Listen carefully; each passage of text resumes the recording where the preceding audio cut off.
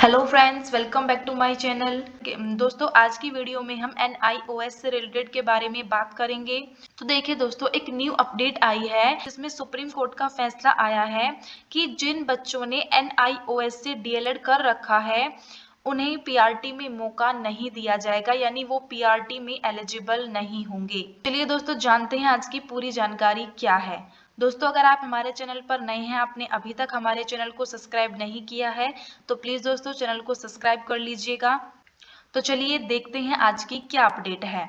तो देखिए दोस्तों, जैसा कि आप सभी जानते हैं 28 नवंबर यानी कि आज 10:30 बजे के आसपास सुप्रीम कोर्ट में सुनवाई थी और सुनवाई NIOS को लेकर थी। तो देखिए, अब सुप्रीम कोर्ट के द्वारा एक जजमेंट आया है कि आप जजमेंटल कॉपी का 31 पॉइंट्स देखिए।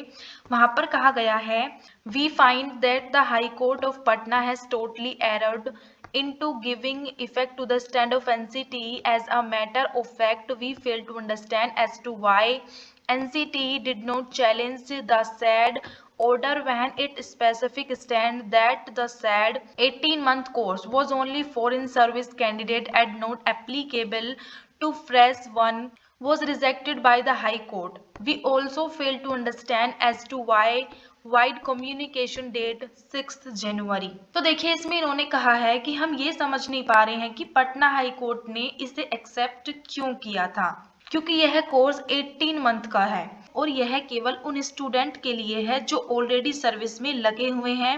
सिर्फ उनके लिए है और किसी के लिए भी नहीं है और ना ही किसी फ्रेशर के लिए है।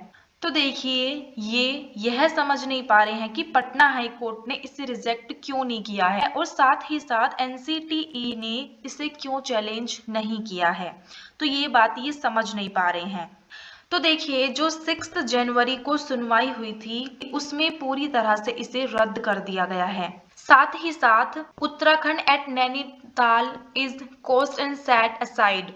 तो देखिए, साथ ही साथ उत्तराखंड के नैनीताल के अंतर्गत भी इसे पास कर दिया गया था, जिसको अब पूरी तरह से रद्द कर दिया गया है, यानी कि पूरी तरह से खारिज कर दिया गया है। यानी कि NIOS के विद्यार्थी जिन्होंने DLED किया हुआ है या जिन्होंने DLED की है, वो DLED केवल उन अभ्यर्थियों के लिए था जो केवल सर्विस में थे और वो सभी के लिए नहीं था और फ्रेशर के लिए तो बिल्कुल भी नहीं था। उसके लिए इन्होंने साफ साफ मना कर दिया था। तो ये जो विद्यार्थी हैं ये PRT के लिए एलिजिबल नहीं है और दोस्तों PRT के साथ साथ शायद ये कहीं भी एलिजिबल नहीं होंगे। तो देखिए, जिन स्टूडेंट ने DLED की थी, अगर आप किसी सरकारी सर्विस में थे और अगर टीचिंग पोस्ट के ऊपर थे तो आप वैलिड हैं। अगर आप फ्रेशर थे और आपने इस चीज को कर लिया है तो आप वैलिड नहीं है।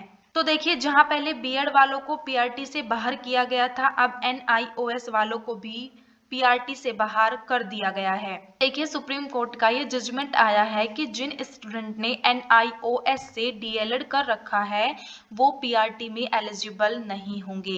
देखिए दोस्तों, ये आज की बड़ी अपडेट थी। अगर इससे रिलेटेड कोई और अपडेट आती है तो वो भी हम आप तक पहुंचाते रहेंगे। तो प्लीज दोस्तों चैनल को सब्सक्राइब कर लीजिएगा और वीडियो को लाइक कर दीजिएगा।